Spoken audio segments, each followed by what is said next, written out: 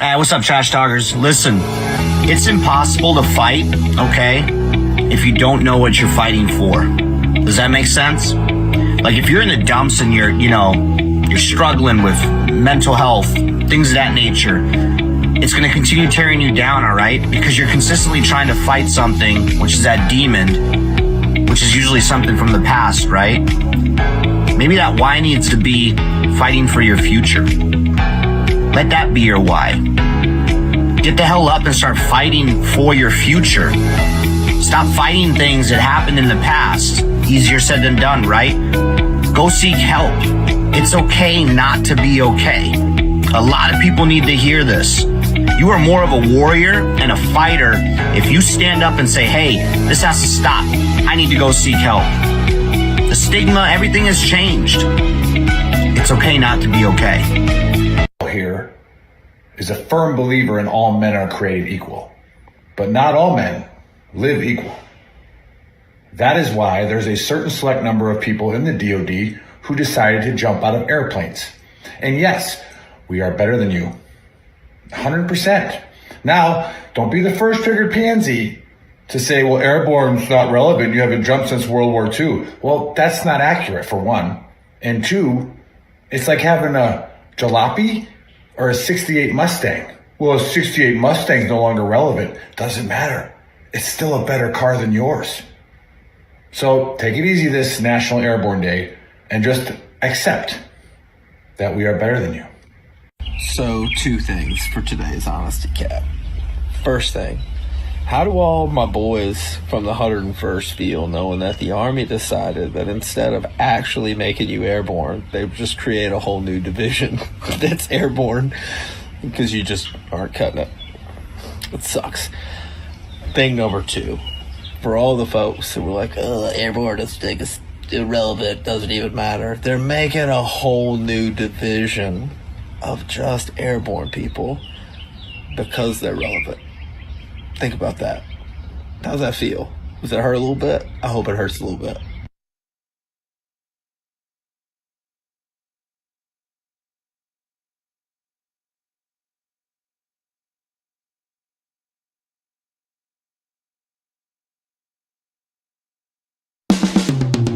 This is the Veteran Trash Talk Hour, hosted by Nick, Dave, and Buddy.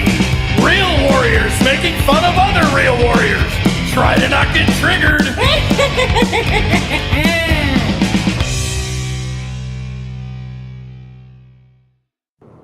What's up, trash talkers? What is up, Gruntworks Nation? Welcome to season 2, episode 7 of the Trash Talk Hour. Special guests today are retired SEAC, Sergeant Major Troxel, the Angry Colonel, and Air Force veteran Ram and Jeff. What is up, everybody? Happy Saturday. Happy Saturday, man. I don't know how we're on season 2 when we've been doing this for 3 years, but I mean, I'll just run with it. We did it for Chris. We did it for Chris because he was getting angry, you know? Yeah. I'm excited to have all these guys on today. It's going to be a super fun show, and I guess we'll be nice. We'll get into it later. We'll talk about the Air Force, right? We never really do because they just waste all of our taxpayers' money on planes that don't work. You know, so yeah, it just is what it is. They want to get rid of the only plane that does work. That's the A-10. Our Air Force guy, Ram, is wearing a nice shirt, though, so you can get that at shop.veterantrashtalk.com. Aim high. Yep. The Army Air Corps right there, baby. There we go. There we go. Ram actually designed that shirt. We were doing suicide prevention training for the National Guard out in Nebraska, and they had a paper airplane outside of it. I was like, bro. He's like, we got to make a shirt with the Air Force with that. It's like, perfect. Yeah. And we've sold a couple of those. Yeah. That's like our only Air Force shirt, isn't it? Yeah, that's the one we got. We got the spooky season. Yeah, I got spooky. We do. We got the spooky, yeah.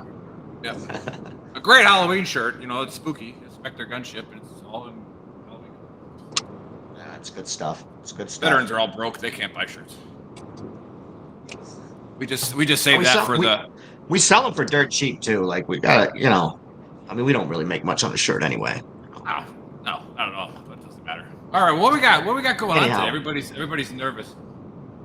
Well, we got a whole group here. I didn't pick a conspiracy for today since we do have John Wayne Troxel on, who's got like a lot of experience in the military and things of that nature. And I kind of wanted to talk about because we catch a lot of heat, especially for the shirt that I'm wearing. It says "fuck Hamas," and we see it all the time on our Facebook page, on TikTok, and everything. We're kind of split in the middle here, right? There's a lot of stuff going on at college campuses where everybody's like, free Palestine, all this good stuff. So I kind of wanted just to throw out the question to everybody who's here and kind of like get an honest opinion and what everybody's thoughts are. Is Israel going too far? Are they doing too much?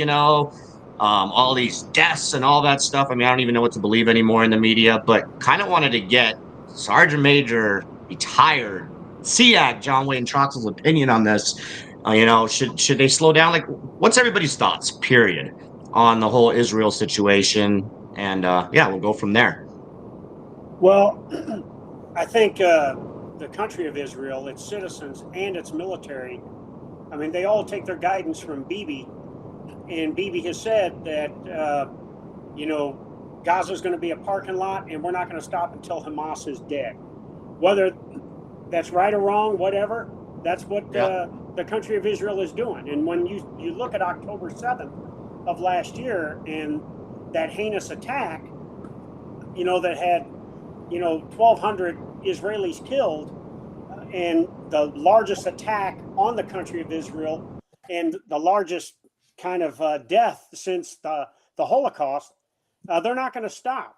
And if you look at recently with the pagers and the walkie-talkies, when we talk about 20 years of global war on terrorism, what we were doing in terms of defeating devices, attacking terrorist networks, and continuing to train our force, this is the evolution of it for Israel right now. And then the byproduct of what Israel is doing, again, I'm all against civilian casualties. We all know that. We try to prevent civilian casualties in conflict all the time, but we know the tactics that Hamas uses is the same as Hezbollah, same as ISIS, same as these other terror organizations.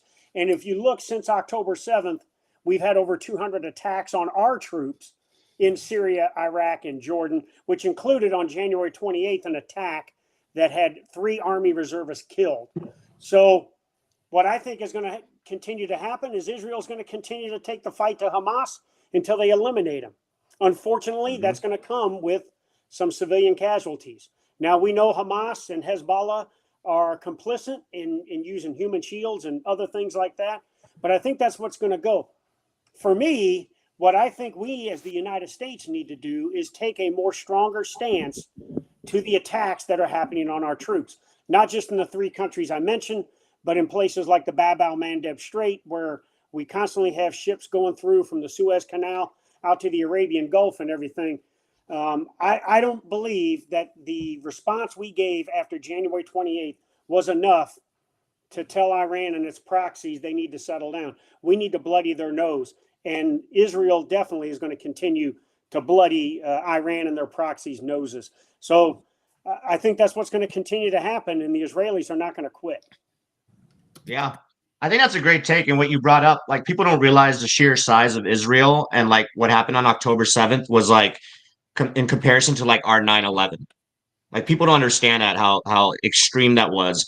And then all the rockets always getting fired at Israel. Like, let's just say Mexico shot a rocket at us. Like, what the US would go in there. I mean, look at Afghanistan, 20-year war.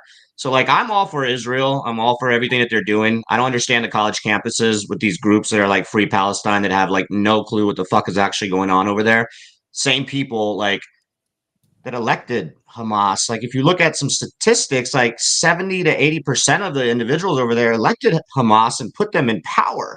So that's a problem in itself. And these are the same people that were saying, fuck you, America, and we're cheering and chanting like when 9/11 and things of that nature happened. So yeah, it's a tricky one, but a lot of people aren't educated on that topic. All I gotta say is gays for Palestine, man. I'm that's just the thing, glad though. Nick, they got that's the thing.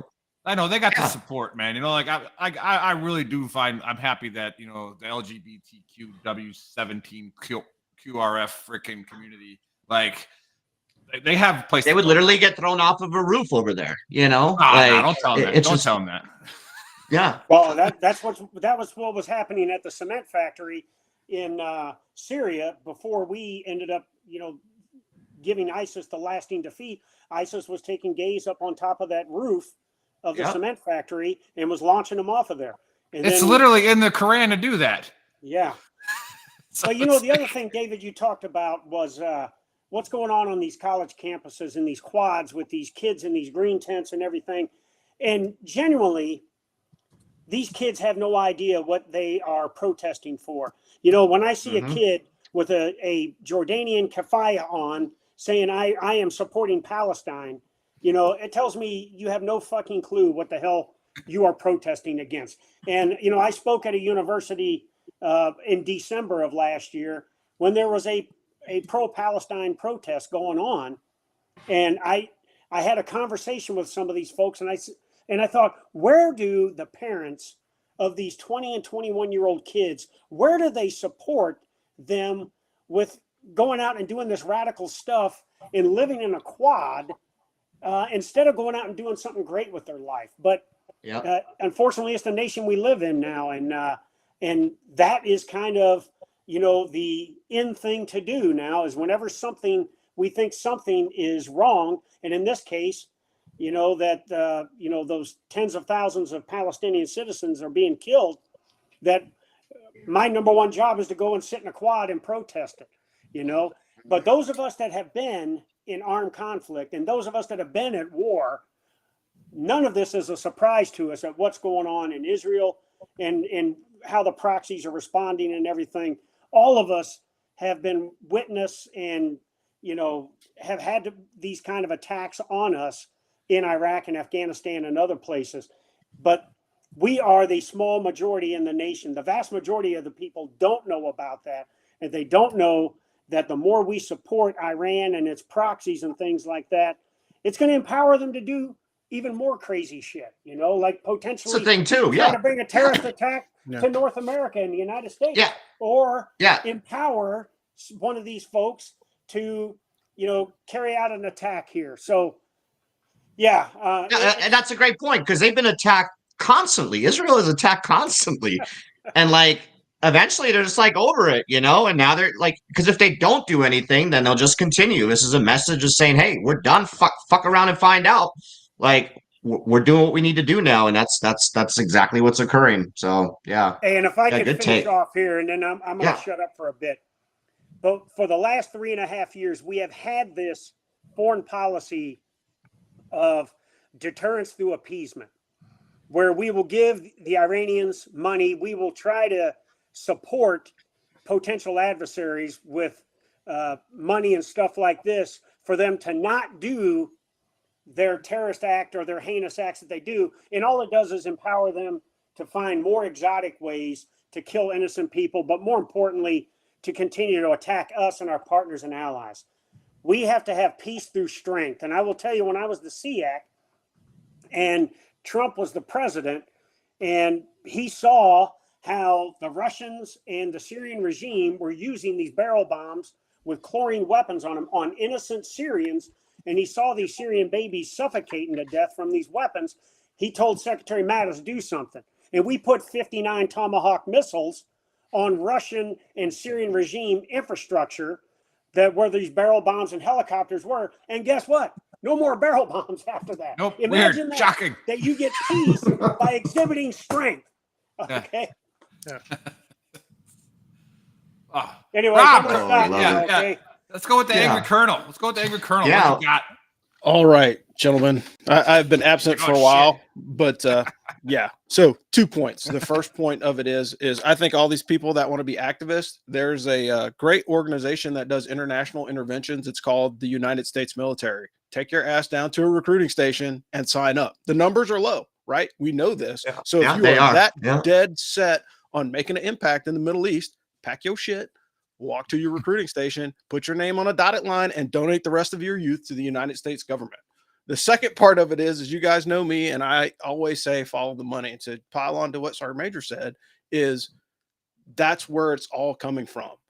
You gave these guys money, And like, what do you do when you give stupid people money? You give stupid people money, they do stupid things. We've all been to Iraq and Afghanistan. We've all been to K-leader engagements. What do they have in their offices? They don't have pictures of doves and flowers and things that are peaceful. They have tanks and BIMPs and RPGs. So the only thing that they understand is the force of arms. So if you want to convince them to stop fighting you, you've got to convince. Yeah, I'm all about hearts and minds. And anybody that served with me knows this. I want to put that guy's heart on the other guy's mind. So I'm going to pop you in your chest. And when that blood splatter hits your face, you're going to change your mind, because it's like, I absolutely don't want to deal with those dudes because they're going to put me under the ground. And I mean, that's what it boils down to is we have a nation of privilege, and the privilege is to talk all that shit at a university campus and not do anything about it. But if they truly want to be an activist, go sign up, do a tour. And then you will truly understand the nature of what you're trying to fight through your presence in a courtyard. You can actually, there's some courtyards in Syria that probably need somebody to guard them. So I am all for you packing your shit and going. So I would much rather have, and I would much rather fight them over there than have to fight them here. And, we have to secure our border. And there's a lot of really poor decisions that are being made just for the simple fact of like, look, you didn't have a conspiracy today, Dave. I'll give you a conspiracy. And the conspiracy is simply this. If you look at Minnesota now has a representative that came from Somalia. Why? Because during the Obama administration, they flooded Minnesota with TPS people, temporary protective status folks that went to Minnesota. And now they have a Somali representative there. Right, wrong, or indifferent. That's how it went down. Your brother. But guess what they're doing now? Right? They're doing it in other parts of the country. We have Venezuelan crime gangs taking over freaking buildings, right? But the other part of it is look at Springfield, Ohio. Ohio is usually purple, sometimes red. Well, let's flood the zone with a bunch of Haitian refugees. And I guarantee you within 5 to 7 years, there's going to be a Haitian representative in the House of Representatives in that region of the country. And that's by design. So if you legitimately think that they have your best interest in mind, like, I want some of the stuff that you're smoking, and now that I'm no longer in uniform, I can smoke it too. There you go. Love it. Now, what do the Air Force guys think? We got Jeff. Well, first off, the college kids and the cause celeb that they have, a lot of these kids have nothing in their lives but being told that they're smart, they need to go to college. When they go to college, they get co-opted by these causes, and they're all looking for something to glom onto to belong to something. And having taught ROTC at the University of Texas for 3 years and then fleeted up as the region commander, I dealt with a lot of college kids. And whether you're people of faith or not, if you don't have faith in your life, you're going to replace it with something else. And in this case, I think this cause of fighting terror or supporting terrorist groups in opposition to your own country is strange. But if you don't have something in your life, this kind of replaces that. And I think that's part of what's going on here. Very nice. Yep. I agree with that too, where you're going to have an agreement in your life, and you can bash faith, religion all you want, but you're faithful to something else. Yeah. Right? You put all your stones in something, right? So it's like, it doesn't matter if it's a imaginary figure or if it's alcohol. If you don't have faith, you're going to have fear. Without faith, you have fear. And when you live in fear, El Kukui, the boogeyman, is under your bed every night. So you got to go out and in some way, because you're fearful, live in a tent in the middle of a quad in a college campus to say, okay, I'm doing the right thing. Ram, what you got? Hey, same thing, right? Talking about people not being deployed, right? Someone said we have no troops deployed anywhere, right? No one is deployed anywhere right now in a foreign country at war, but yet we have people getting killed, right? What a great statement that was. Getting killed, right? So it all boils down to this, right? We're funding this shit, and it's not fucking going out right, man. So whether it's Hamas, Hezbollah, the attacks continue to happen, whether it's in Israel or it's freaking Iraq or Syria. So it's happening, man, and it's not going to stop. And going back to what Jeff said, right? these young kids, they don't have a purpose, man. They have no purpose right now. Their purpose is what? They don't see anything. They don't see it. Hey, let me grab onto the next niche and let me try to get likes. And when I was at Colorado Springs for a SpaceCom convention, no kidding, we had dudes I was standing right next to. I said that they're coming up. They're all, free Palestine, to the river, to whatever. Yeah, cool. Talking to the guy, I was like, hey, have you been there before? Do you know what's going on? What are you talking about, man? Do you know what's going on? You don't look very Palestinian to me. You look very Anglo, but my radar may be off. I'm a little Air Force guy. I haven't seen a lot of people before, but yeah, that's where I'm at with it, man. Yeah, and that's a good point as well. And I'll segue this into John's segue into his part for where he's going to talk about his awesome YouTube podcast that he's got going on right now. One of them is going pretty viral. And we talked about a pre-show with virtue signaling, and we see it all the time, especially on a social media platform. Now, the reason we don't allow politics on Veteran Trash Talk is because of that exact purpose, is the virtue signaling. The conversation goes nowhere, and people just have a bunch of points that are very empty, right? That they think they know what they're talking about, but will do nothing to do anything about it. And so that's kind of where I leave it at. That is where these kids all say they support this, and then we already Colonel brought it up, like, hey, pack your shit and go over there and do something about it. Yeah. All right, otherwise shut the hell up, right? Just like we even take it one step further with suicide prevention, to where it's like 22 push-ups a day are great, but go do something about it.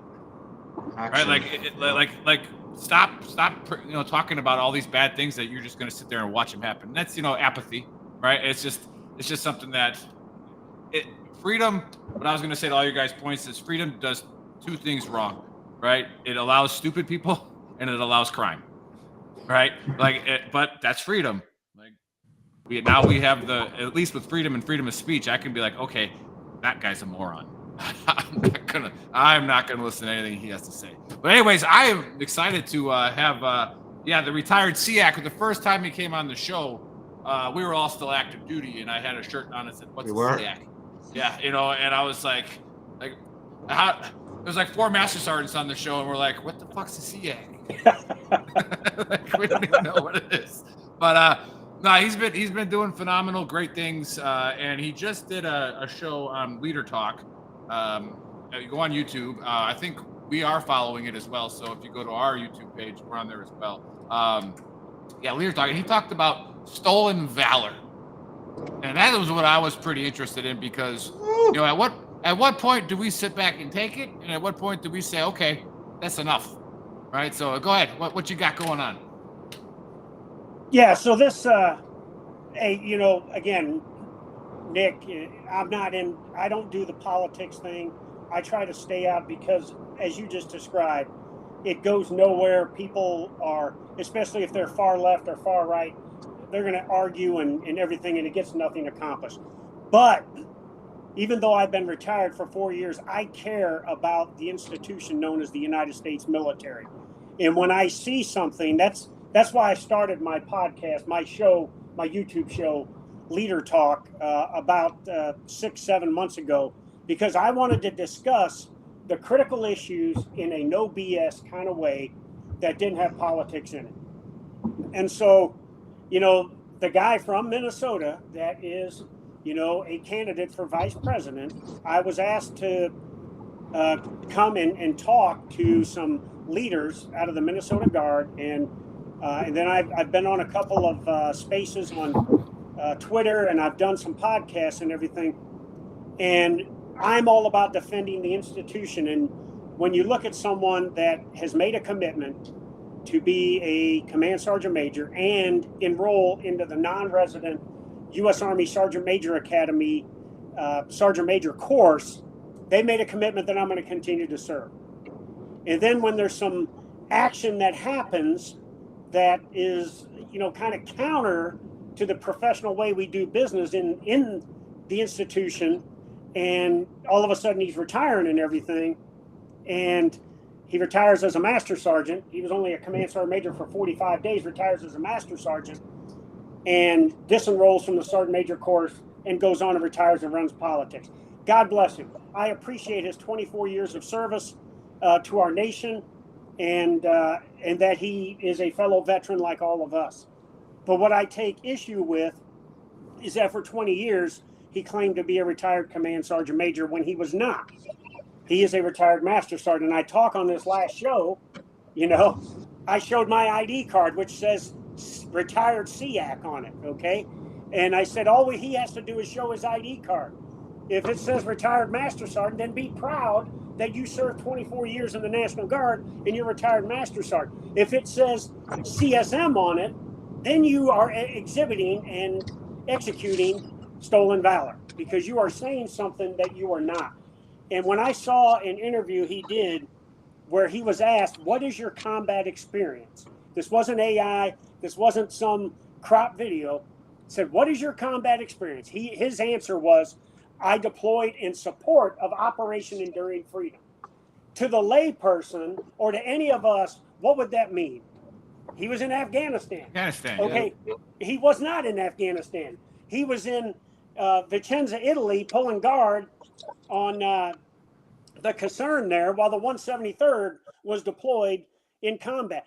How hard is it to say, okay, you asked me a question if I have combat experience? I do not have combat experience. However, I did deploy in support of Operation Enduring Freedom to Vicenza, Italy.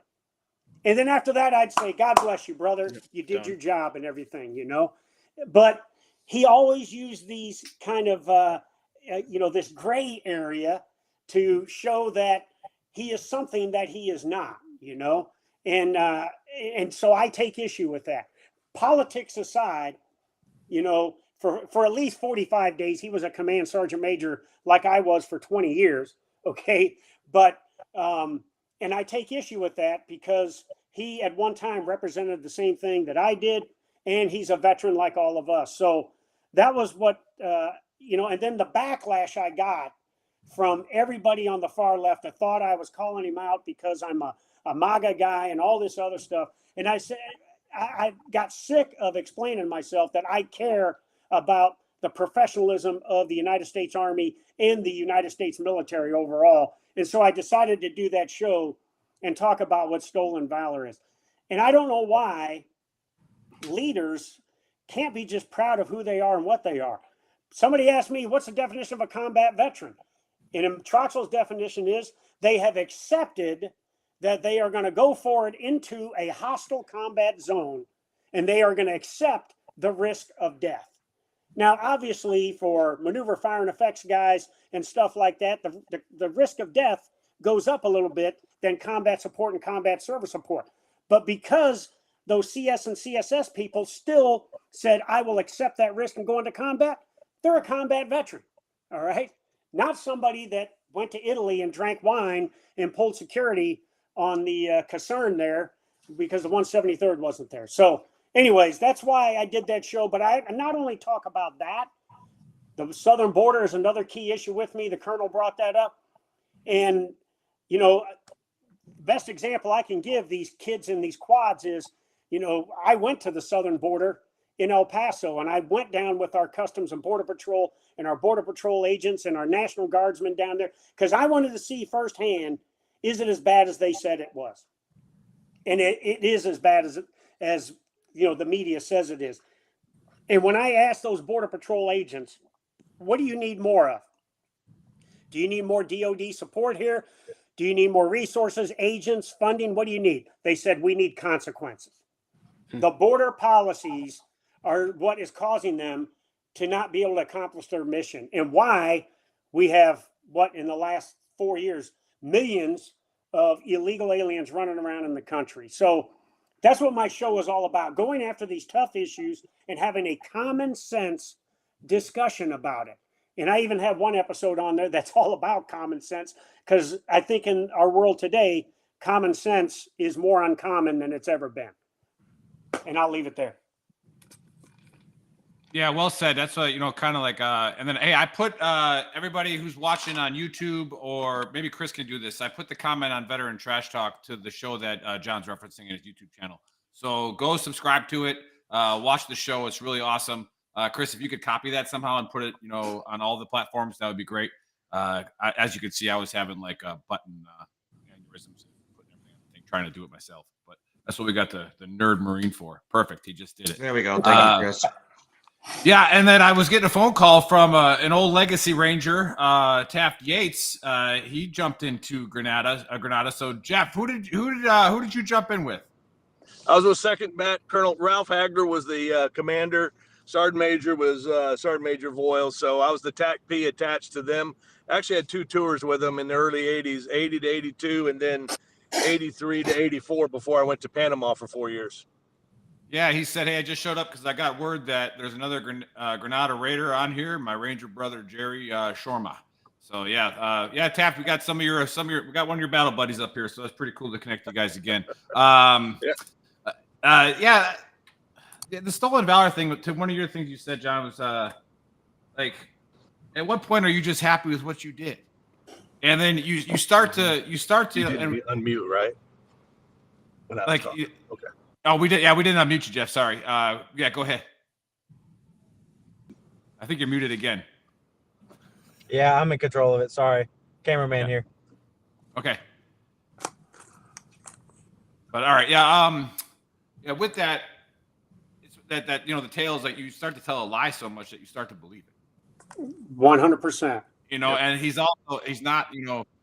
not understanding that you're going to run for vice president. You got to know this is coming out, right? You got to know the veteran community. We're minorities. Like, just like Taft will let me know when somebody who claims they're a Rangerback guy will be like, that guy's not a Ranger Regiment guy, and I'm like, oh, really? Like, yeah, that's no.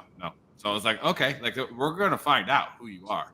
And then my favorite Stolen Valor story of all time was when Hoot was on the show, right? And that was a good story. Norman Hooten's on the show, and I'm sitting here like, hey, I was like, I used to tell your war stories in bars when I was drunk, just for fun. Myrtle Beach. Like, like I was in Black Hawk Down, and I was that guy that killing everybody with my bare hands. It's like, well, now I got you on the show, so like, it's gonna let you know that I stole your stories to try to make myself look cool as a joke. And I go, but did you ever have like a Stolen Valor thing with yourself?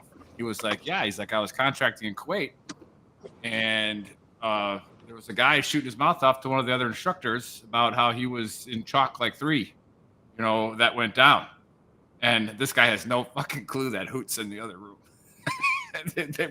they bring Hoot around the corner. It's like, why are you even making that up?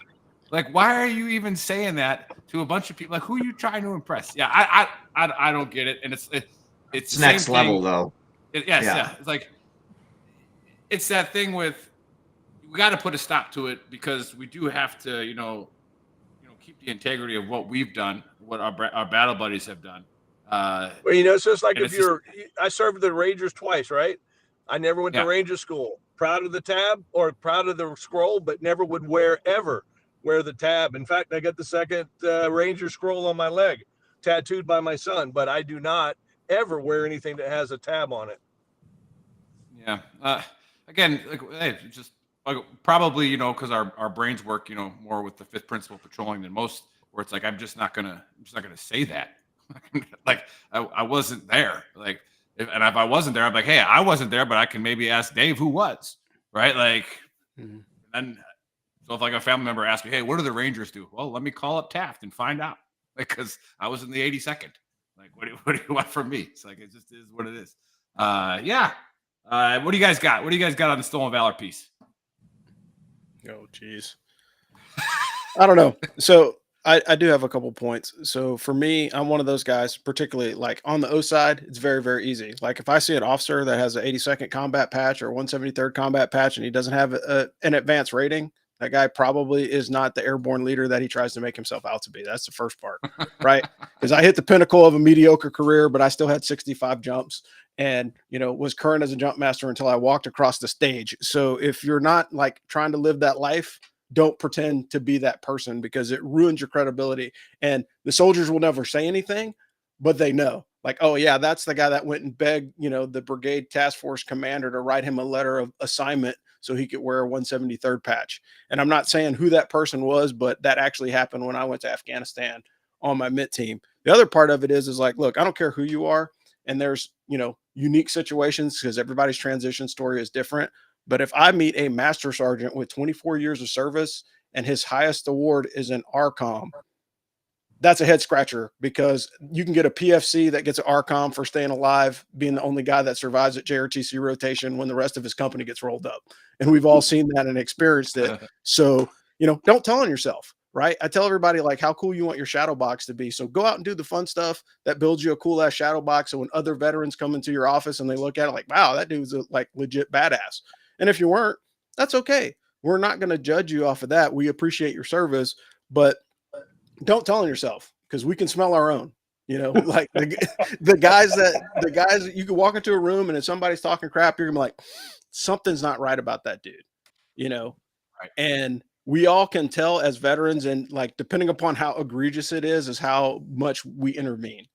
And when you're on the public stage, unfortunately, we have a lot of people that have tried to parlay their veteran status into wealth, money, power, and contributions to their political campaigns. And that's unfortunate. That shows that there's a giant hole inside of them, that they're really not truly proud of their service because they can't talk about it honestly, right? If you're truly proud of your service, like, you can talk about it honestly. Yeah, I hit the pinnacle of a mediocre career. I'm cool with that, but I got a badass shadow box and I have people to tell the story for me, because I would like to think that I did it right while I was in the uniform. Yeah, and Sean on the chat thread says, Sean says, should I even be here? I was just a dumbass tanker. We like you 19 kilos too, bro. You're good. You're good. Yeah, like, wait, God forbid. We love everybody. It's one of those things like the Navy, it's tankers are like the Army's like Navy, where it's like you don't realize how much power a tank has, right? And it's like, God forbid an enemy wants to fuck around with one of our 19 kilos, right? Like they are about to do some serious damage to you, and all they got to do is press a button now. It's like, hey, lays that guy, press that button, he's dead. Like, see you later. Hey, ask a light infantryman how much he likes tanks when he's getting shot at by an enemy Damn right. with a 30 millimeter gun, and now they need that main gun round or that coax or something to save their ass. I will tell you, Sean, in Operation Just Cause, I did the combat jump there. I was a Sheridan tanker.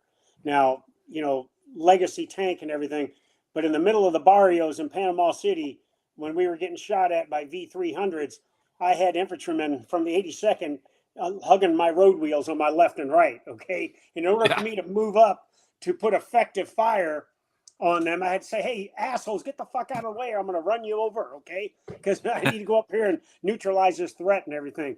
So be proud, brother. Yep. Damn, Operation Just Cause, huh? 89, December 20th. Do I still know my 82nd history? Yeah. Yeah, you passed the board. You passed the board. I passed the board, yeah. Wow. That's awesome. All right, before I introduce these Air Force guys, what do you got on Stolen Valor? Probably pretty easy, because there's always that joke where, the Green Berets are, on an Air Force base, and they're trying to tell all the girls that they're pilots, and the girls don't give a shit. And so they find some pilots, and they say, hey, how do you pick up girls here? And it's like, we tell them that we're Green Berets. It's like, shit. So it's like, so what do you, what's the Air Force Stolen Valor like? What do you guys got going on? I don't think we have as much of that issues with Stolen Valor, because the Air Force, other than special tactics, combat control, pararescue, and the fighter pilots, most people understand their role, I think, is support the warfighter. So I don't think that it's as big a deal than the Air Force, because most people join the Air Force aren't joining to do the hula stuff. They're joining for a job and a career and a skill maybe they can use when they get out. That's just my perspective.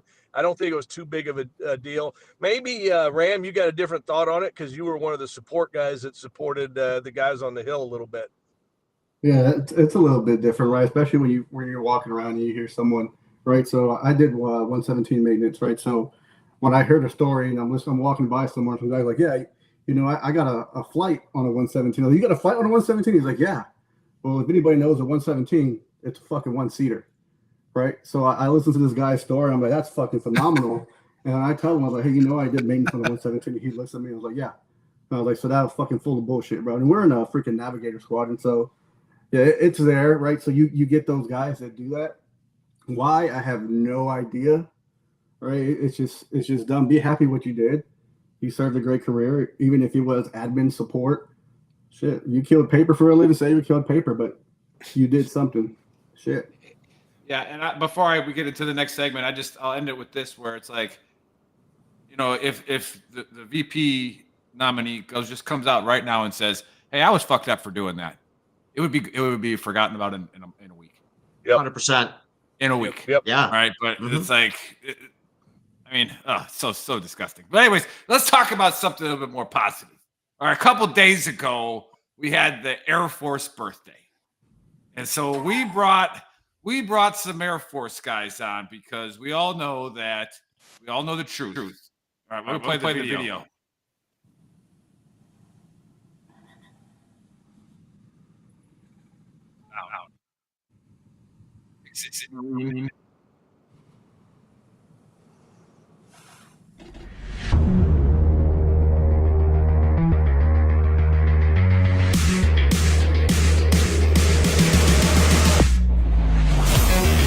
Oh yeah.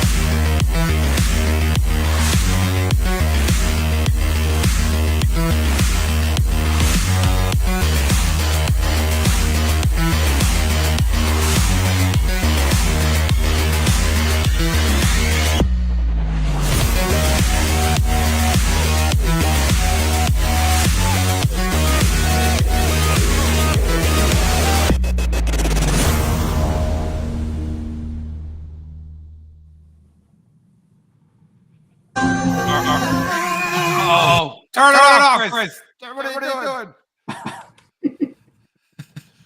So now this is what I had my joke, and I'm backfeeding now. Chris, put me back up.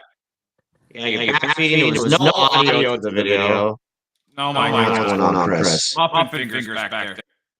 All right, here we go. So the big Earl's got his jokes. All right, so it's the Air Force birthday. We're happy for him that they divorced the Army. Right, they didn't want to be part of the cool guys anymore, so they did the Army little Air thing. Corps, huh? Army, yeah, they went over here, but that was a pretty cool video. But like Stolen Valor, all right, we all know what Air Force dudes really look like. So Chris, put that picture up.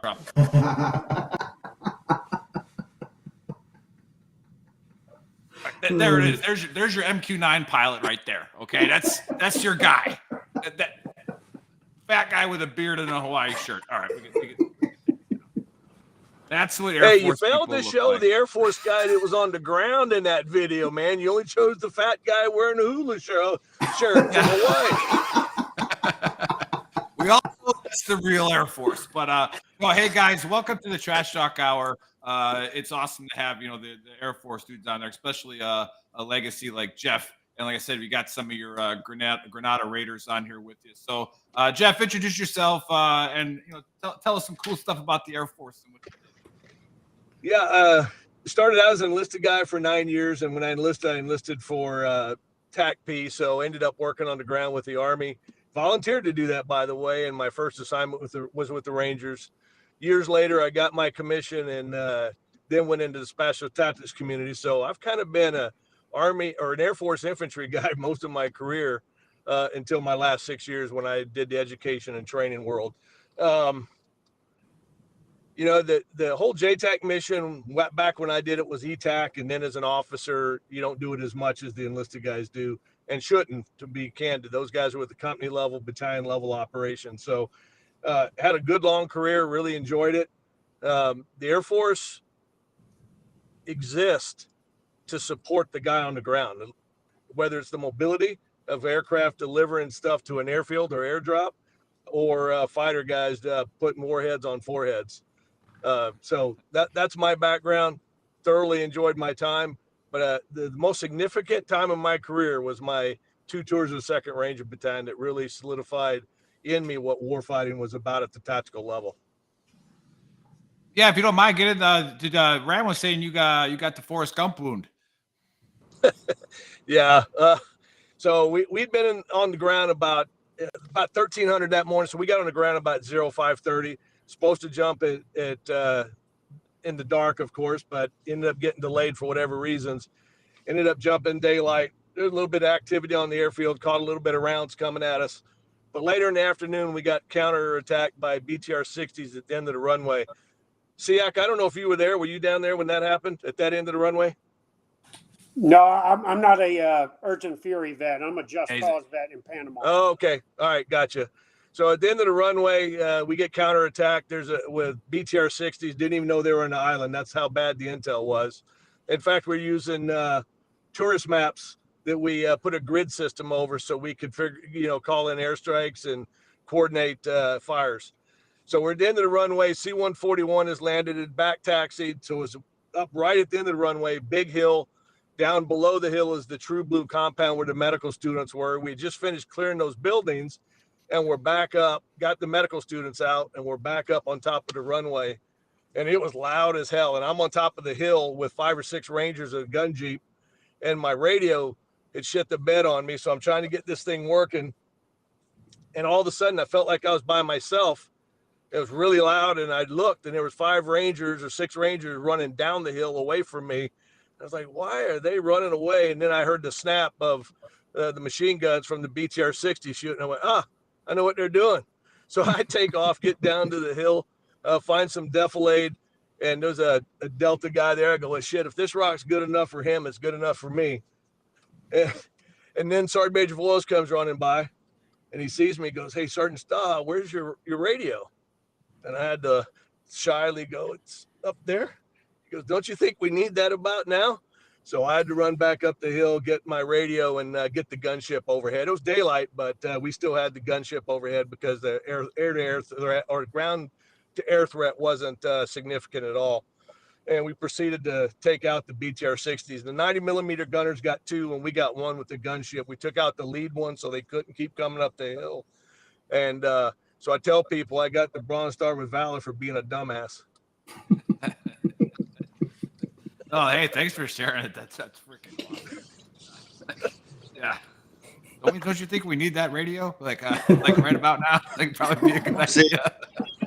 You know, I got a chance to talk to Sergeant Major and even the battalion commander at the end of that fight, because, you know, 83 was 7-8 years from Vietnam. And I asked, so how does this firefight we were just in compared to Vietnam? And, you know, 90% of the dudes that were in that fight at the time, it's their first combat experience, just like it was for me. And the battalion commander, Colonel Hagler, says, hey, only difference is in Vietnam, we'd take the hill and then we'd give it up. Here, we're taking it and we're keeping it. And I thought, man, that was inspirational. And then he pulls out his coin and he coin checks us right after the fight. I thought, what in the hell are we doing? We just got out of a fight. And I realized he was decompressing us from that high tension that we were in for about 30 or 40 minutes. Wow, yeah, that's a phenomenal story. Wow. Hold out the coin. What do you guys? By the way, I'm heading up to Washington State here in 2 weeks for the 50th anniversary of the 2nd Battalion forming. So it's going to be cool to see Colonel Hagner and some of the other guys that are still kicking. That's awesome. That's great. What do you guys got on that, huh? Anything? Or should we go over to the death of the Air Force, the enlisted guy, right? The nobody who turned the wrenches. Yeah. Hey, I just wanted to add on that Thursday I did PT with 2nd Ranger Battalion. I live up here right outside JBLM, and I did PT with the Rangers the other day, and it was so refreshing. Now, they smoke my bags, but they get 0 free beer for smoking a 60-year-old retired 100% disabled veteran, all right? But it was so refreshing to see that some things and some organizations haven't succumbed to any kind of moral panic because of some of the things that are happening in society. The non-commissioned officers and officers that I were around there are still lethal, ready, fit, and they don't give a shit what the rest of the world thinks of them. They are going to do forced entry, and they're going to kick the shit out of anybody and everybody that's in their way on behalf of freedom. So it was really a refreshing morning, even though I got my bag smoked. Neat. Ugh. Well, Ram, talk a little bit about what the Air Force. What did you do for it? Yeah, what did they do for you? Nothing as cool as Jeff, man. All I was a freaking F-16, F-17 maintenance guy. And then I lost my peripheral vision and then had to do a couple of readiness positions. But I got tied up with the Army when think about, was it 2003 when the Army said they couldn't handle all their deployments, and they said, hey, Air Force, we want you to do it for us. So I found myself attached to a whole bunch of infantry battalions. So the 42nd, I think it was the 137, and a couple other ones out of New York. So I did add a whole bunch of infantry battalions with them, but not any cool stories like Jeff had at all, right? So I went to Iraq, went to Afghanistan, did the Kuwait thing. Matter of fact, I just did the Kuwait thing in 2020 right before I retired, which was fun. But nothing is all as cool as what Jeff has. No cool stories like that, other than watching Rangers fly out the back of the C-17, which is always cool, right? So you're jumping out a perfectly good airplane, which is I still don't understand it, but you guys do it all the time, and I think it's funny. No, I'd always laugh at the loadmaster and stuff like that, to where, you know, the plane's just rocking, you know, and like they're like 2 knot winds. You're fucking full of shit. Like, I can tell you right now. He's like, that's from the ground, and I'm like, the guy on the ground's sitting in his Humvee right now, and the colonel said we're all pay her, so we're all jumping, right? So it's like, son of a bitch. But hey, Ram, talk a little bit about why you joined the Air Force, and do a little recruitment video for him. Yeah. So why I joined the Air Force, long story. So we'll make it short real quick. It was really to pay homage to my late cousin. It was his idea that we both go in as firefighters. To be honest, I was selling drugs. When I say I was selling drugs, I was a no kidding pharmacy technician working at Walgreens. So when he, when he passed, I had to do it for him, right? So I was normally just going to do 4 years and get out. I tried to do the EOD route, washed out of that after a year, couldn't do it, there's reasons why you wash out of schools. And then I crossed over to avionics. And then doing avionics, it was just phenomenal, right? And then being operational was a little bit different than being a support side of it, right? So you have that cohesiveness, that brotherhood all together, right? So not knowing what the Rangers are, but when you're in a maintenance squadron, you're all together 24/7 regardless, right? So you're getting your shit kicked in nonstop, but it's when you go to war what happens and how we come together, because unlike the Army, we all deploy as your battalion, as your group. When the Air Force deploys, we take people from different bases and we throw them together, right? And we build our synergies together. And that's where the magic happens, man. So in 2003, when we were there, when we started at Jabber, that's what it was. It was different folks from different bases flying F-16s and blowing shit up. So if you want to blow shit up and watch it go bang, you're in the right team. Nice. Yeah. Well, thanks for sharing that as well. And yeah, I had my little fun on Eglin Air Force Base when I was in RI down in Florida. Got to hang out and see how you guys did it on the other side. You know, houses on the water. You know, yeah. I just posted a picture of like halftime. I went out and caught a redfish because I was living on by Ben's awesome. Lane, Ben's Marina. Yeah. So like. Hey, let me comment on that 77th Air Force birthday video. I thought it was really cool. 10 or 15 years ago, Special Tactics, we were having a hell of a time recruiting enough combat controllers. We needed JTACs like never before because of the fight we were in Afghanistan and Iraq. And I kept telling them, guys, if you ever watched a Navy commercial, the Navy commercials, no matter what it is, will always have SEAL teams in it. Jumping out of airplanes, jumping into the water, diving and all that stuff. Said the Air Force has got to start putting Special Tactics guys, free fall parachuting with a radio and a helmet and body armor all and looking cool to help our recruiting effort. So I thought it was pretty cool to see that the Air Force has finally started listening and is using Special Tactics, or at least advertising it in their videos, saying, hey, we have a cool ground mission as well.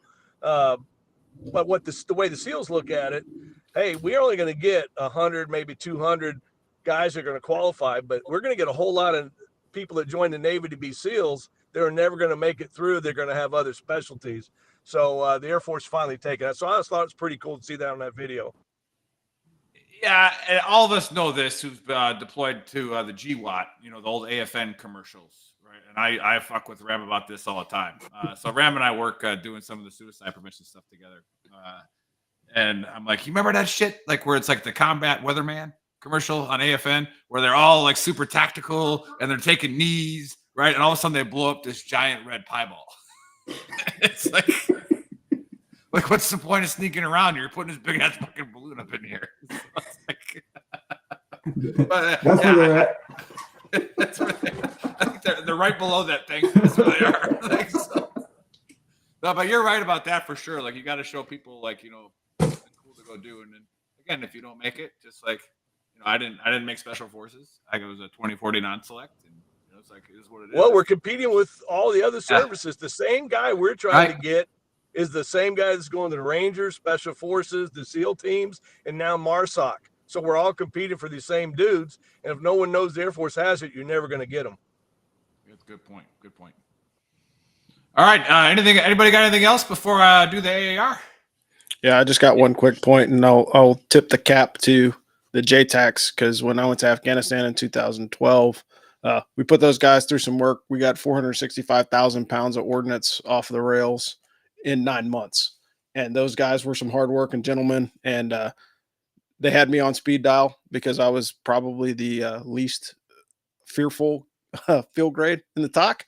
So anytime there was a tick, they would call old Black Line 5, and we would lay the whooping all over RC East. And so again, it's jointness. And for those of you guys that are thinking about joining the Army, just think about everything that you're going to do from here on out is purple. It's probably going to be joint and combined. So get to know your Air Force brethren and your Marine Corps brothers and sisters, because they're going to help you out when you're in a jam, and they bring some capabilities that the Army certainly does not have. So be aware of that and add them to your toolbox. And I'll stop there. I like it. That's a recruiting video right there. That's good. All right. CX, our major, anything to add? No, I just to piggyback on that, service identity is important. People join to be an airman, be proud to be an airman, soldier, Marine, whatever. But in the end, we're joint and multinational war fighters. So you are going to be around your other services. You're going to be joint. You're going to be combined, as he was describing and everything. So the military is still an adventure. And if young people are looking for that adventure, this is something they ought to get after, because all of us here wouldn't be where we're at today if it wasn't for our careers in the military. Spot on. True statement. Yep. And I do have to throw some shade at the SEAC again, because we just had an Air Force one. He just left the seat. And now we got this Marine one. Have you seen that fucking guy? Like, yeah, I know Troy Black very well. That dude is massive. It was like, yeah, the Marines are like, you know what? We're gonna put something in there that's just jacked. Like it's a big, huge dude. Like he would scare me. Like I don't think I'd wear the what's a SEAC around him. Like, oh, I'm gonna rip my head off. But no, yeah, quick little hot wash. We covered what's going on with terrorism and the difference, I guess, between virtue signaling and being a big baby and taking a stand on something. And we've already made it very, very clear on Veteran Trash Talk that we will not put up with or listen to anybody who tries to somehow justify a group like Hamas or Hezbollah. Like that's why we got that shirt, fuck Hamas, right? And just like the Sergeant Major said, peace through strength. Go ahead and you got Iran proxies screwing around. Let's drop 50-something tomahawks on them. Maybe they'll stop. All right. But yeah, without getting too political, which we don't really want to do. It's a playbook that's been put in play before, and we're seeing it again. And it's not working again. And then we have, we are a nation of privileged kids. And I actually take some pride in that. I take pride in making sure my kids have a better time than I had, doing my best in that. However, you still got to teach your kids some responsibility, some honor, take pride and ownership in this country. So super cool with that. And then we covered the Air Force birthday. The day those cowards left the Army was 77 years ago. The Army Air Corps. All right. Like I said, all the cool pilot movies are Navy, right? And the only thing they ever made for the Air Force was Iron Eagle, which was probably the best solid movie. Chappie and Doug Masters, right? So like you just lost your oil filled. Yeah. You got and then you got Russell Crowe, the fat drone pilot. All right. So that's all you guys got. You got a high school kid. You got a high school kid who's an ace, and Doug Masters and then the fat Russell Crowe. But hey, honor to have you on here, Jeff, and thank you for everything you've done. And I'm glad that a couple of the Rangers from Grenada were able to on here and see and hear your story. I'm sure they're chuckling and laughing about it right now. And then Ram, like always, the first time Ram was on our show, he was on the Fight Show, and I label him as the homeless Air Force veteran that I picked up on the side of the street in Nebraska, and we did some. Yeah, he lured me in with bananas and peanut butter.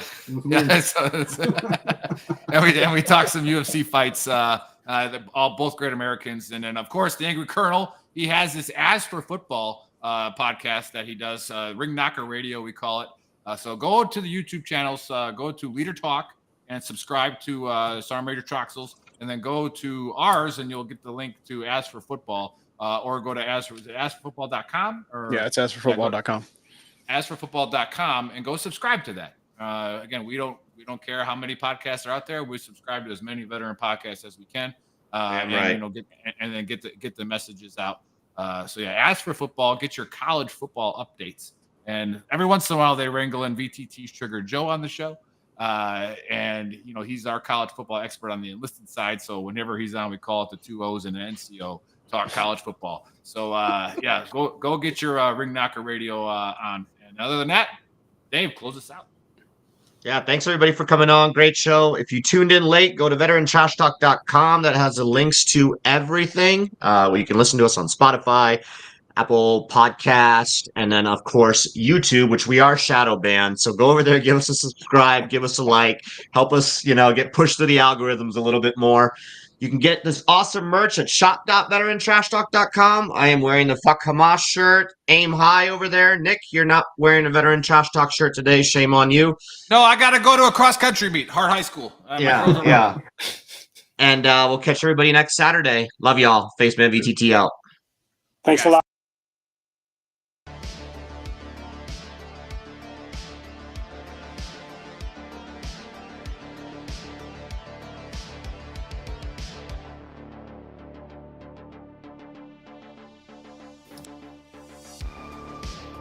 What's up, Trash Talkers? What's up, Gruntworks Nation?